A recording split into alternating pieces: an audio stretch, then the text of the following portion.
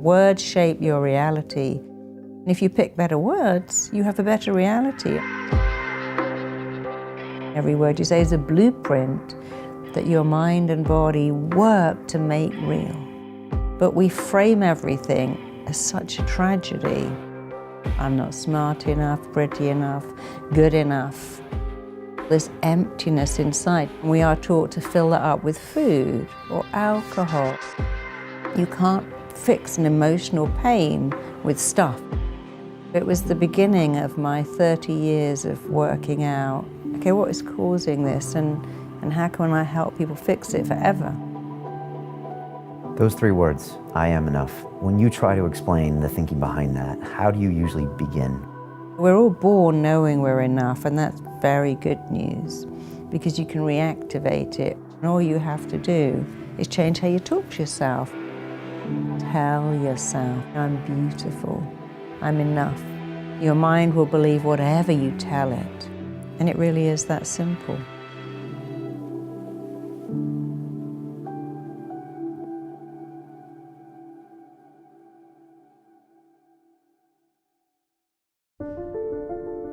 They say that the human race is doomed, that we have lost touch with our true nature, that the media has corrupted us, and that the planet has no future.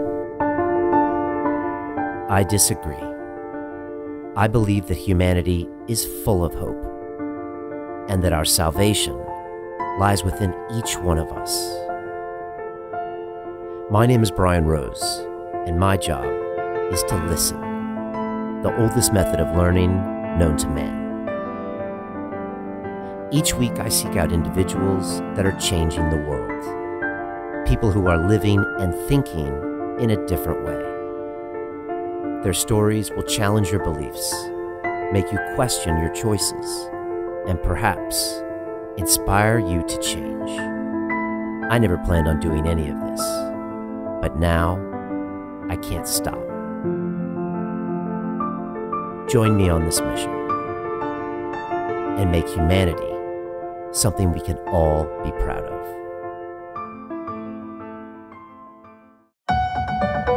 I am enough. I am enough. I am enough. Those 3 words is what my guest Marisa Peer is here to talk to you about. And those, she says, are the solution to all of your problems. Everything that you might hate about yourself, from your image to your career to your relationships, it all comes down to you feeling like you're not enough.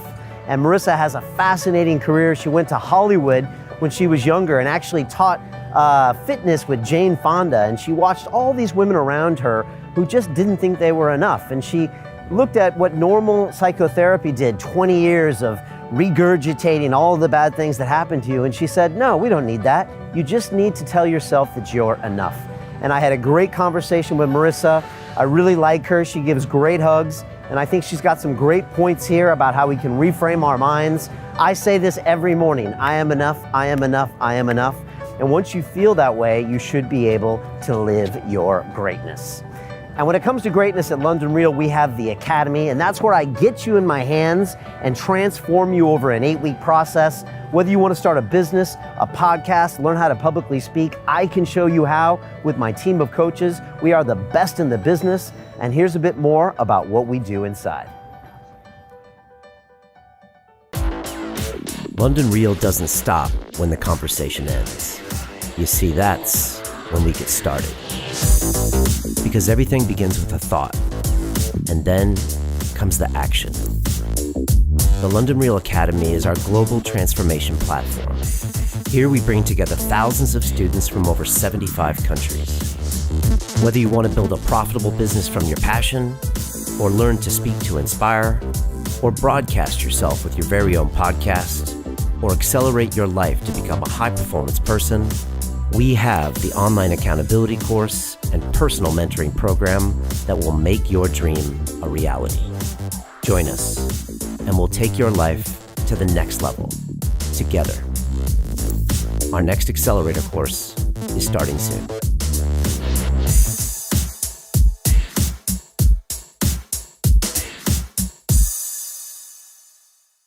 This is London Real. I am Brian Rose. My guest today is Marisa Peer, the international best-selling author, motivational speaker, and personal development expert.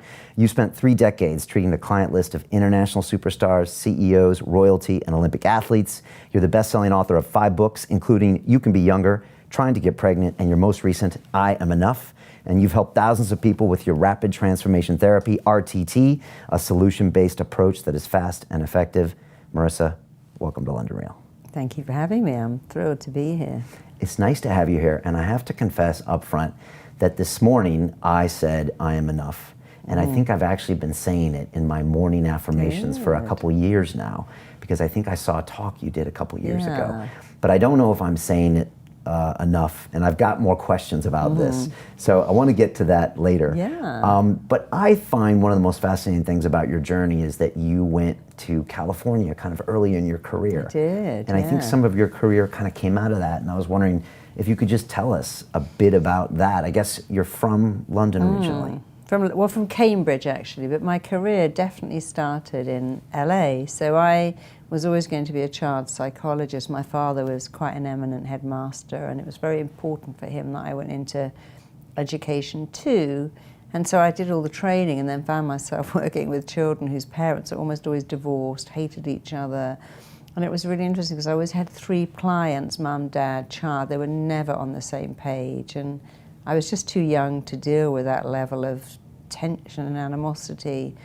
And I just found myself almost by a fluke leaving that and going to LA and working for Jane Fonda, teaching aerobics on Robertson Boulevard, which was so much more fun than being a child psychologist. It was amazing. In the 80s, I mean, everyone used to drive to work in their little leotards, and it was such fun. I mean, she was great. She was like right at the front of a movement, a bit like I'm Enough movement. She had the aerobic movement. I have to say it was amazing every day. But so many of the people that turned up to do my classes or hers were bulimic or anorexic or had body dysmorphia or exercise compulsion. I remember looking at this with my psychologist brain thinking, wow, all these people are working out to cure a mental illness, and you can't cure a mental illness with aerobics.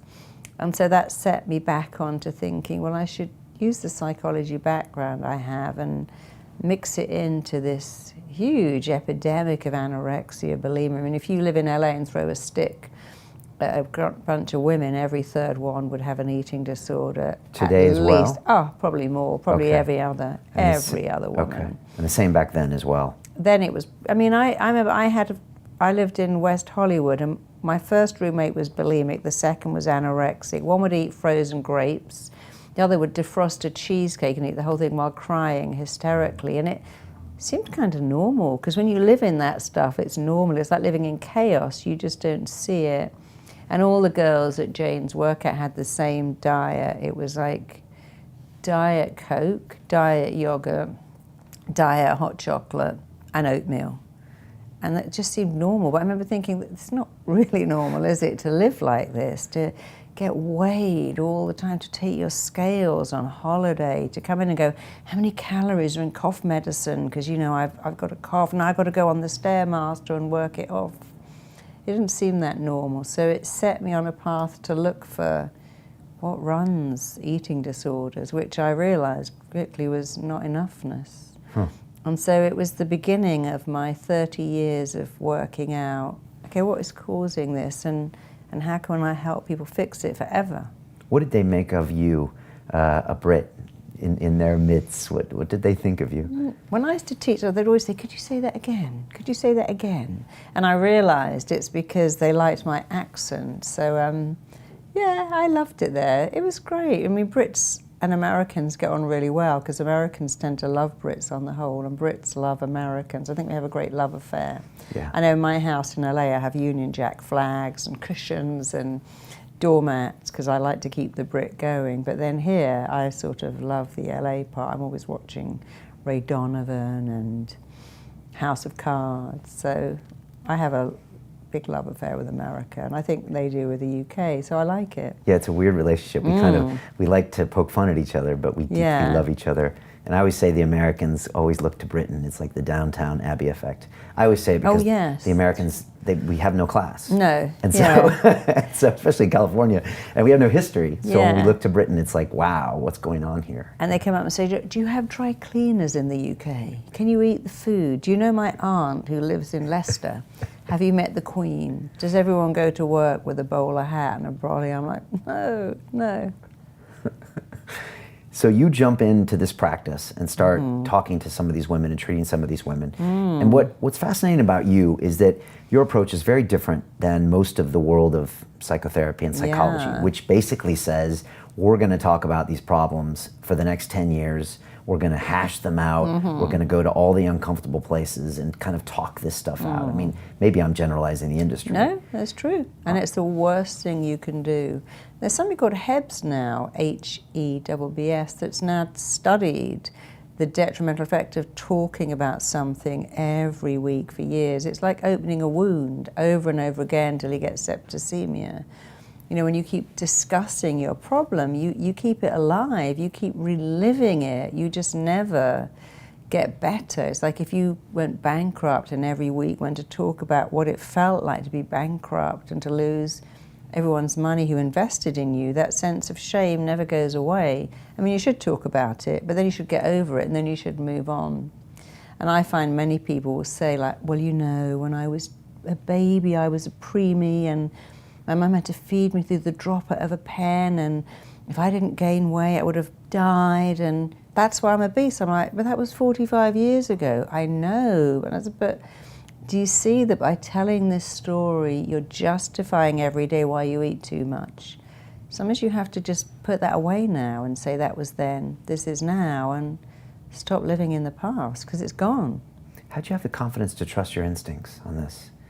Because everyone else is telling you the opposite. Yeah. There's no internet back then, so it's not like a lot of these new liberal ideas being bounced around. Yeah. I mean, it's hard. I think you do have to have a level of confidence, but I think having been a therapist for 30 years, you know, I would always look at what worked. What did my clients love? What worked? And then I would take that to the next client and the next client. And I took on a lot of therapists who'd say, I mean, you know, I'm not here to knock any therapist. All therapists have a good heart and they go into that business wanting to help. But if you're trained to just discuss pain every week, I mean, no one says to their dentist, oh, hey, I've got this terrible infection. Can I come and discuss it every week? They go, you mad? The infection will spread. We've got to get it out of there. No one says to their doctor, I've broken my arm. I'd like to come in and talk about it. They go, well, then it's going to set like that. You have to get it fixed. So the whole premise that we just discuss the pain over and over again with the belief that in 10 years or less, you'll get used to living with yourself the way you are, and you may get better, but you may not, is always, I thought, bizarre. And I've met some amazing psychotherapists and some others who say, you know, the words rapid and transformational should not go together, because my method is called rapid transformational. There have been many of them say to me, well, there's no such thing as rapid therapy. It should be long. In fact, one actually told me therapy is a world of pain that you have to crawl out of every day, and you don't get better, you get used to it. I'm like, wow, I'm glad I'm not your patient. I mean, my clients, we offer them freedom. We go, we can make you better. You don't have to be like this. You can get over this really fast, because we have the tools and the skills to make you better or to make yourself better. And it's the only form of healthcare where they say, let's have a long, protracted discussion, but no cure. I mean, no one goes to an osteopath and says, let's just talk about the back pain. They go, no, I'm going to manipulate you and do this, and you're going to get better. So I've always thought that was a little odd. And I think now people have really sort of lost patience with 10 years of therapy. Life's so fast now, no one's got the time for that. Those three words, I am enough. When you try to explain the thinking behind that, how do you usually begin with people? And how can you describe what this is? Well, the common denominator of all of our emotional issues in the modern world are not feeling enough. And I started to see that working with Jane with all the bulimics and anorexics, and I realized that when you don't feel enough, you can't get enough. So people who binge on cakes and then throw up and then have more cakes, or maybe they're binging on popcorn and then vomiting and then having more, and I realized that it's the not enoughness you have to treat. I mean, I've worked with thousands and thousands of addicts. I've never, I say that again, I've worked with thousands and thousands of addicts. I've never met one in my entire life who said, I feel enough. But many who said, I don't feel enough. You know, I'm trying to fill this emptiness inside, just like anorexics, just like drug addicts. There's a big gap, and we are taught to fill that up with food or alcohol or movies or shopping or sex or gambling. But you can't fix an emotional pain with stuff. I mean, obviously we think we can. We shop and buy stuff to fill up this pain, but it doesn't work. You have to recognize that what lies beneath gambling, drinking, smoking, binging, self-hatred, self-sabotage, procrastination, and so many more things is this inner feeling, I'm not enough. I'm not smart enough, interesting enough, pretty enough, good enough. And when you realize that that's the root, you can remove that root because it's not real. No baby ever says, I'm not enough. Don't look at me. No baby says, I really shouldn't cry at 5 in the morning because my dad's working nights and my mum's exhausted. No baby says, my mum went to Whole Foods and bought organic broccoli. I shouldn't spit the whole lot out over this white top that she just bleached. They don't like it, they bring it up. So we're all born knowing we're enough, and that's very good news because you can reactivate it really fast if you know how. Is this born out of our relationship with our parents? Oh yeah, well it's, you know, our whole character's set before we're 5. And you know, little children know they're enough. You know, I used to say to my little, what do you want for Christmas? You go, a swimming pool, a horse. And I never went, who do you think you are? Look at you, you're so greedy. Who's going to get money for a horse? We can't afford a horse. I'd say to her, darling, you know, a horse is very expensive. And then she'd look at me and go, Mummy, Father Christmas doesn't buy them, the elves make them. Because they have this belief that everything's available. You know, in the womb, it's like being in Hawaii at 75 degrees. You have 24-hour room service. You're always connected to a person. So we come onto the planet certain, first of all our needs will be met, that everything we want is available, that we're deeply connected and we're enough. And you can get rid of that belief so fast by saying to children, but why aren't you like your sister? She could do maths. What's wrong with you? Your brother doesn't spill food all over the floor.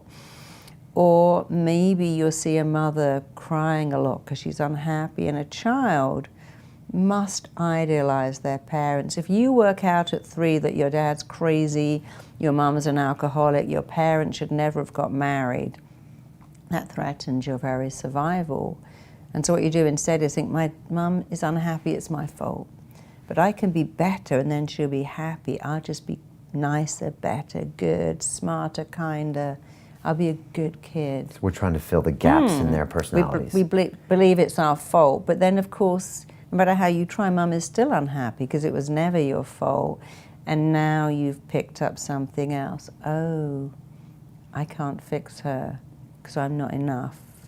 And now you've got a limiting belief that's become a fixed belief. And you know, if you look at Marilyn Monroe and Whitney Houston and Amy Winehouse, and you can see over and over again that belief that so many beautiful, famous people have, I'm not enough. You know, Kate Spade, that amazing designer. Why would somebody that talented take their own life when they've got everything, money, fame, adulation, success?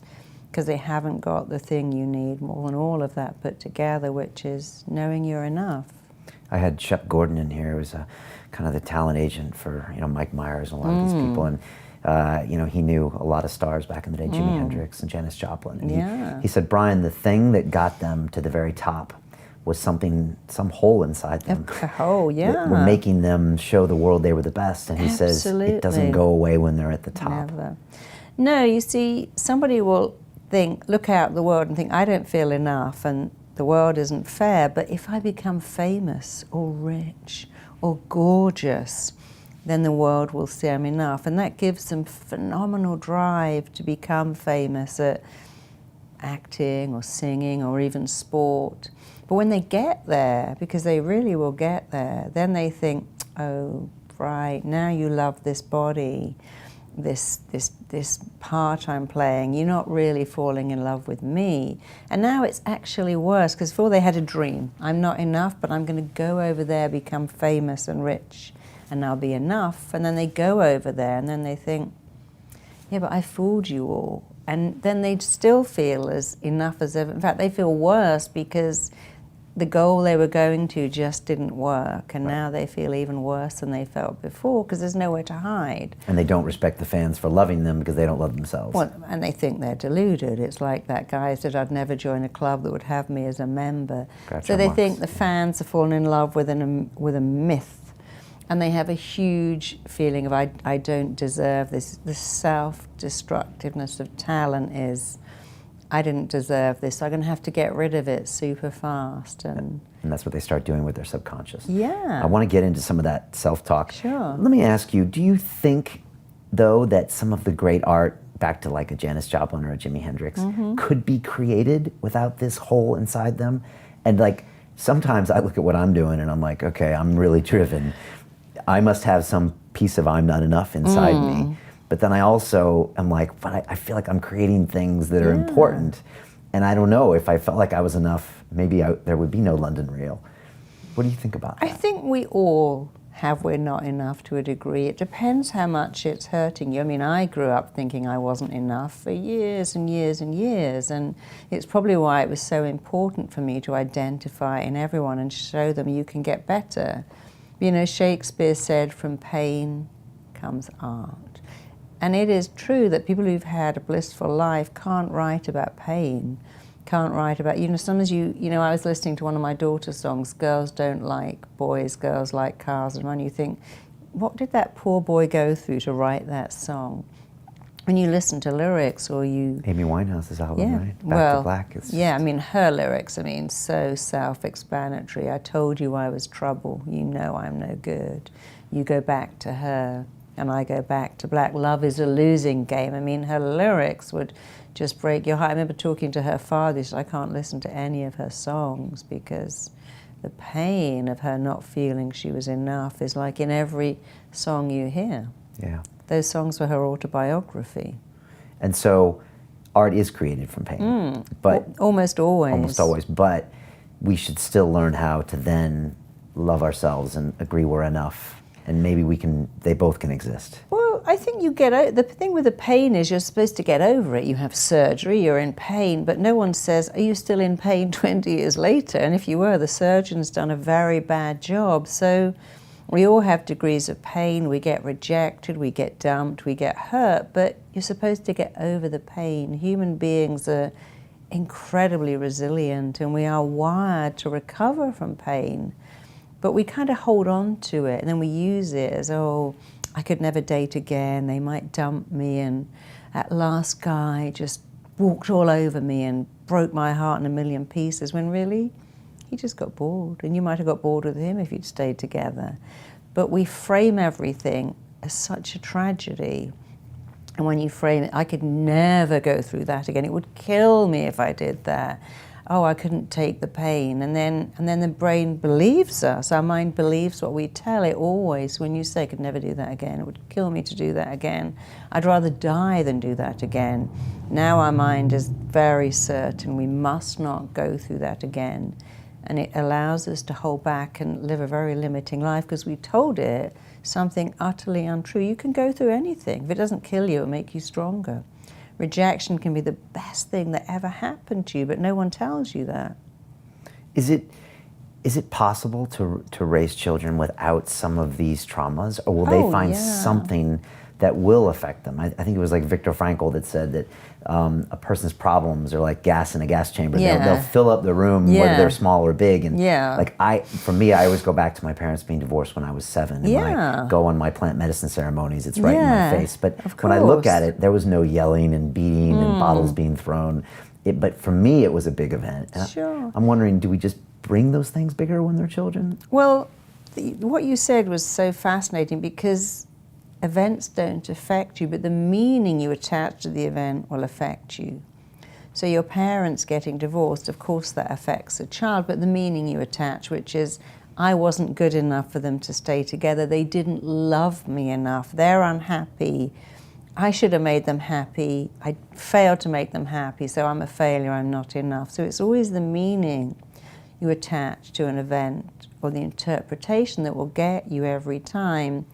And the good news is that the generation of parents now have more manuals and more videos and more experts who do know what they're talking. Unlike Dr. Spock, who said if you pick up a child, you ruin it, you know, babies are very selfish, don't go to them when they cry, and don't understand that babies are pure sensation. Oh, that baby's manipulating you. They wouldn't know how to manipulate you if they tried. And so we do have a better generation now that understand that what a child feels is everything, and you just have to talk to them and say things like, you know, darling, Mummy was very cranky today, but that wasn't your fault, it was me. Or, you know, Daddy is living in a different house, but he loves you as much as he ever did, and he'll always love you, and he's still going to see you. And Mummy and Daddy not loving each other the way they did is not that we don't love you. You have to do a lot of explaining to children. And as long as you explain and get them to see it's not your fault, they're fine. And when they mess up, you don't go, you're a bad kid, you're so bad, you're just, I wish I'd never had you. You say, this is not really you, you're a good kid. But good kids do bad things, and today you did something that wasn't great, but that's not you. You still have to rein them in and tell them off, but you don't say you are bad, you are naughty, you are disgusting. You say you did something bad, but you're a good kid. And if you can just dialogue with your children just a little differently, they will be different kids. Well, this is on my mind. I have boys that are 1 and 2 years old. Yeah. And first of all, I can agree right now they definitely are enough. Like they're not walking around thinking they're not enough. No. They're also, Marisa, they're just so happy to be here. Yeah, they're like puppies. I know. They're happy to be here, and it reminds me as adults that we forgot sometimes that we're just happy to be here. Yeah, and they love everything. They love snow, rain, spiders. You know, at that age, everything puddles. is an adventure. Puddles, they don't go, oh, look at the weather, everything's ruined. They can get so much joy from anything. But then when you have a parent that goes, oh, that's all going to go wrong, it's all going to end in tears, that will never work out, look at the traffic, this is a nightmare, this is a disaster. Those small children learn to think the way you think. They see the world through your lens. So mothers who are hypochondriacs will tend to have children who expect pain. Mothers who are pessimistic often have pessimistic children. Parents who say, don't come home without a straight A, or if you ever get pregnant, you're out of the house, now believe, well, that's not unconditional love. And of course, if you expect the worst from your kid, you normally get it. I had a guest on recently, Dr. Gabriel Mate, who said something similar to what you said. He said the trauma that people have isn't the event, it's the processing of the event, or lack of talking about the event, or the story they tell themselves. And so two things could happen, one thing could happen to two different people, and one could be traumatized and one not. So that has to do with kind of that self-recreation of that event, and then that constant self-talk. Yeah. And you say that we've got two ways to control our mind: the words that we put in it and the pictures. Pictures, yeah. And that's it. That's it. And even the pictures don't matter, because when you make a word, if I said to you, think of a lemon, you've already made a picture. Think of a racehorse. If you say the word, you get the picture. But the way you feel is down to just two things: the pictures you make in your head and the words you say to yourself. And you can actually just say the words, because the words you say create a picture. But the very good news is you can change those words at any time at all. Any time you can change the words. And most people are thinking, Marisa, that's crazy. Like, my life is a mess, and look at my... Because of those words. Yeah, if you lived my life, or Right. you've had such a simple life, you have no idea what it's like. But I do have an idea what it's like. And I know that the thing that's made my life so amazing, because it wasn't always like that, is the words. I would never go, this is a nightmare, oh my God, what a disaster, this is hell. And what are you talking about? They haven't got enough, you've run out of milk, or you went to the store to get your favorite bagels and they haven't got them, they go, oh, hell, it's a nightmare. You know, we use these really profound words to describe such silly little events, and it's really important not to do that. And that's really toxic to put those words into our brain. So toxic. And you've also said the brain, it doesn't have a sense of humor. No. And it actually just believes everything that you tell it as far as the words. Everything. Your mind really does not care if what you tell it is good or bad, healthy or unhealthy, true or false. It will let it all in. I mean, if you took your little baby and said every day you've got the worst memory in the world and you're the stupidest kid I've ever met, you can guarantee they will start to react to what you tell them. You know, my little girl used to go to school, and like all children, she'd get to the gate and she'd come back, and the lunch, the swimming, and I'd always say, what have you remembered? And she said, I've remembered my swimming kit, I've remembered my sports kit, I've remembered my lunch. Because I never said, what have you forgotten? Because that would wire her to think, oh God, I've forgotten again. She actually stopped coming back at the gate because I kept saying, what did you remember? See how clever your mind is. You always remember what you need. Because I would put stuff I need at the front door, but she didn't want to do that. And then she stopped forgetting because I kept telling her, what have you remembered? And there's so many simple little techniques you can use with children to make them smarter, happier, more confident. You know, if every child sat around the breakfast table and had parents that said, repeat after me, I'm enough, I matter, I'm significant, I have a gift, and I'm here for a reason, bullying would practically not exist. But we don't do that. And it's such an easy thing to have your kids go, I'm enough, I matter, I'm significant, I'm lovable. That phrase, I am enough, you've had a lot of success with celebrities and CEOs. And I've heard some of the stories you tell that just engineering that phrase into their mind does it. How does that work? And how can you get these people with these kind of negative thought loops that they've had for 10, 20 years to just start transforming?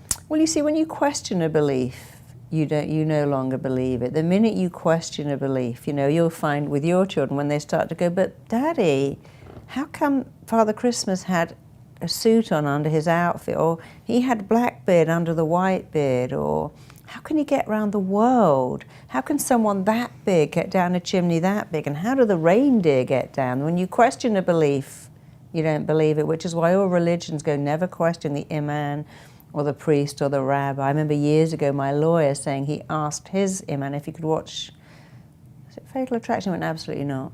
No, you can't watch that. And he didn't go because he told him he couldn't go.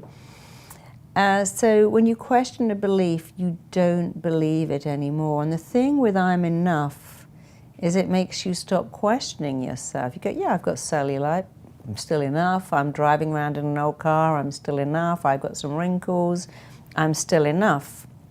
And I'm enough. It's a bit like if you put moisture on very dry skin. Your skin doesn't go, is that fair trade? Is it organic? It lets it in and it nourishes you.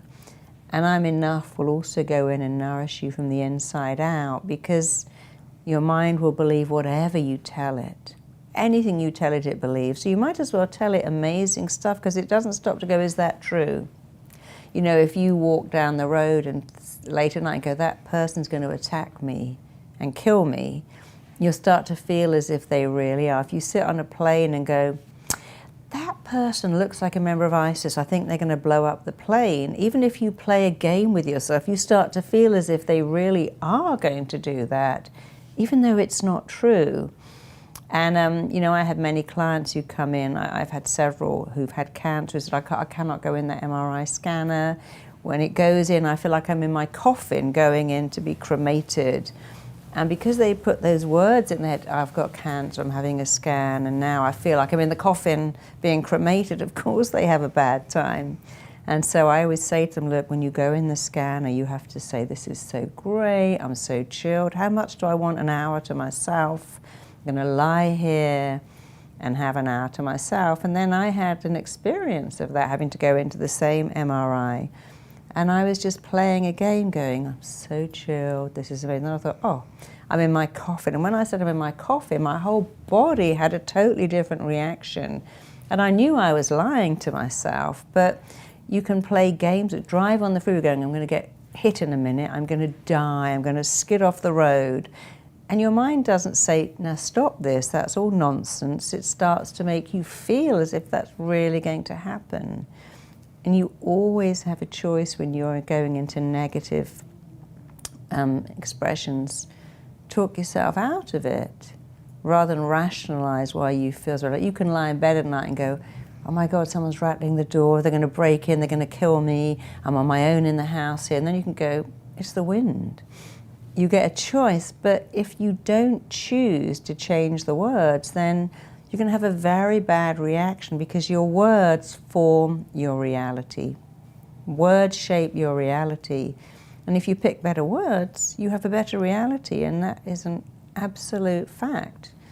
Change your words, and they change your reality. And it's so easy. It's easy, it's free, it's fast. So for anyone listening, they should be proactive in the stories they're telling themselves and try to catch themselves with the negative stories. Is that hard for some people? I think when they start it, they realize it's very interesting. You know, or one of my clients who was a very famous model, I noticed that her word was always terrifying. I got this job, terrifying.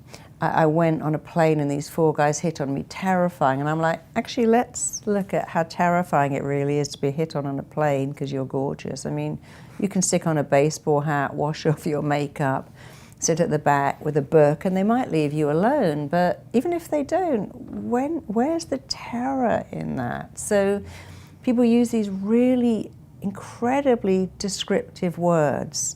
Is hell. Going to the store is hell. Driving on the freeway is hell. Actually, not having a car and having to put gas in it is hell. It's annoying to be on the freeway. It takes a lot of time. It's frustrating. But we all want time. You have to stop using these words. This is a disaster.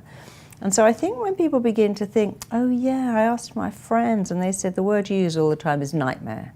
This is a nightmare, this is a nightmare, this is killing me. You know, I had an American PA and she'd go, I'm killing it.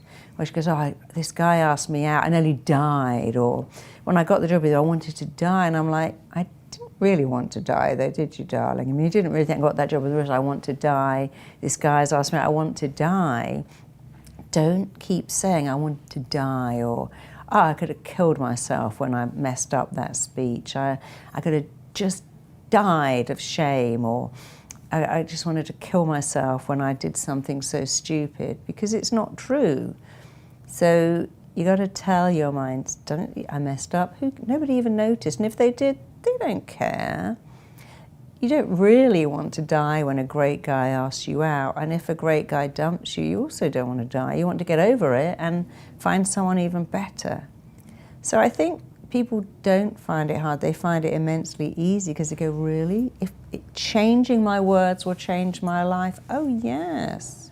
So most of them find it quite exciting, because they're prepared to take medication, to go to therapy, to go and do sit-ups, to do anything to change their reality, when all you have to do is change how you talk to yourself. And it's a lot easier than all the other stuff. It's that simple. Yeah. And these people can also manifest ailments by this as well. They can literally cause themselves to die, or cause themselves to be taken out of these situations that are hell, right?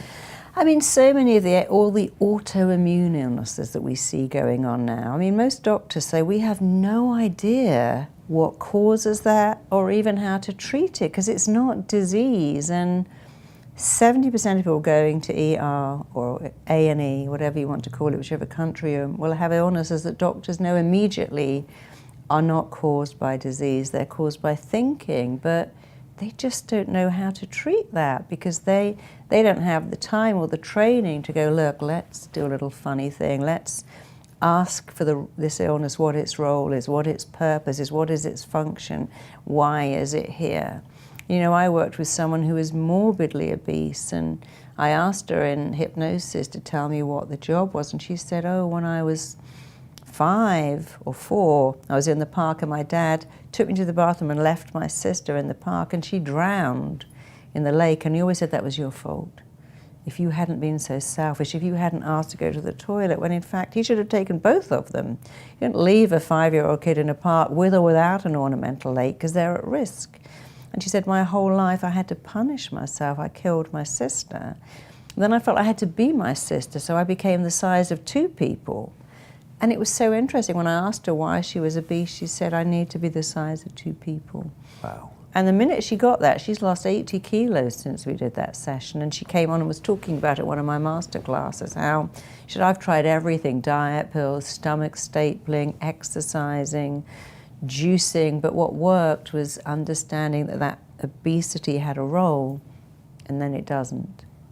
What's it like to treat the kind of ultra famous and the ultra rich? Do you have to treat them kind of differently? Because they're kind of in, I mean, a special bubble, a bubble within a bubble sometimes. You know, it is weird because I still think, you know, who am I? I go to see, I mean, last year this massively famous celebrity sent his driver to get me, and I went out to his estate, and he was standing in the garden waiting to greet me, going, I'm so honored that you're here. I'm like, really, me? You're honored that I'm here? But of course, when you talk to actors, you'll see that they have exactly the same fears. I'm not enough. I faked all that. I mean, I've got Oscars and BAFTAs and Brit Awards, but, and I say this, I don't know how I got that. I think there were not many good people that year. There weren't so many good submissions. That was a fluke. And they find it very hard to say, I have a great talent. I earned now, I'm worth it, or they say it, but they don't believe it for a minute. And it can be a little daunting to see these mega stars, but when you talk to them, they're just like everyone else. They have the same fears, often more fears. They always have this fear that, I don't know where this talent came from, and it could be taken away. There's a wonderful story about Laurence Olivier playing Hamlet, and apparently it was so amazing. He got 11 standing ovations, and when the curtain finally came down, journalists ran to the room and banged on the door, and he said, go away, don't write that. I don't know where that came from. If you write about how good it was and people come back tomorrow and I can't pull it off, I will feel terrible. So a therapist said to him, come on, Laurence, it came from you. You have that gift. It's you, and you can produce it every night just by stepping on stage going, wow, this is my gift. Someone else can sing or perform or paint. I happen to act. But he had that belief that I don't know where it came from, so he was always scared he wouldn't be enough. And there's that, again, not enoughness. I don't know where this came from. I wrote one book, but don't know if I can write another, or that was just lucky fluke. It was a lucky break. When you should really own your talent. Go, yeah, I'm really good at this. That's my gift. It's what I do. You only have to be good at one thing. But so many actors and so many creatives feel that it's some weird talent that comes through them, and it can be switched off but not on again. Whereas I think, well, if you can switch it off, you can switch it on, and you can keep it on. So those of us with talent out there, you have to have a good relationship with your talent. But what do you have to say that this is my talent? You know, very gifted people will say, I happen to be the best doctor or the best teacher, or my gift is to do that. You know, I understand my gift is to help people. I understand my gift is to really break down therapy and make it simple, but that's my gift. I don't have other gifts. I'm not an amazing cook. I'm not a phenomenal decorator. I'm not an incredible gardener. There's lots of things I'm not good at. But when you have a gift, you should own it and don't try to be good at anything else. Just be good at what you're good at. You know, I see so many children who come in and go, I'm not any good at math, or I can't be good at science. I go, darling, imagine if everyone was good at the same thing. If we all were good at everything, that wouldn't be fair. We'd never employ cooks or gardeners. Your gift is to be good at IT or computers. You don't have to be good at anything else. Just be good at that one thing. Because teachers, I remember my little girl's teacher saying she's so good at English, but not maths. And she's never going to get into the school of her choice because she is a gifted English person, but terrible at math. I'm like, well, she doesn't need math. And I'd always say to her, darling, don't listen to those teachers. It's so unimportant. You're not supposed to be good at both. And she's very talented and very creative, but I see so many schools cause so much damage by trying to make kids good at everything. Or parents saying, well, if you could get an A in science, why couldn't you get an A in creative writing. Well, you know, we have different brains. A scientific brain is not the same as a creative brain.